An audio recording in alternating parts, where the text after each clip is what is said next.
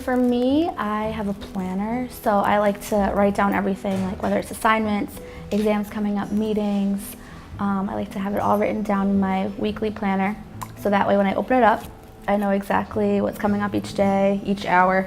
So it kind of helps me then when I'm done with something, I just cross it right off the list. The way that I keep things organized in terms of my schedule and my assignments and practice is that I'll usually write a to-do list and just check them off as I do them, and if I have to add anything, go on. And I usually do this on a loose leaf paper that I can fold and put in my pocket and just carry with me, like I'll carry it with my ID, and that's usually how.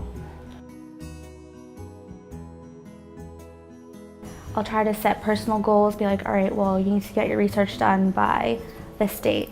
And that way, I'll make sure it's realistic too. You know, be like, okay, give myself 2 weeks to sort of get this part done. And that way, I'm not putting too much pressure on myself or making sure I'm getting certain parts done, so by the end, I'm not completely overwhelmed with everything.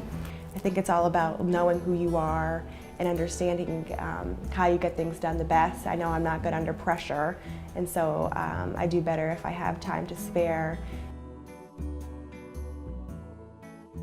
Sometimes if I'm studying for a really intense exam where I need absolutely no distractions, I'll come to the library. Overlook is great because it's quiet and there's still people walking by, so you don't have to be like constantly in the zone. If I'm like an alumni, I can grab something to eat and like have the background noise there. That way my mind can't wander off and think about different things.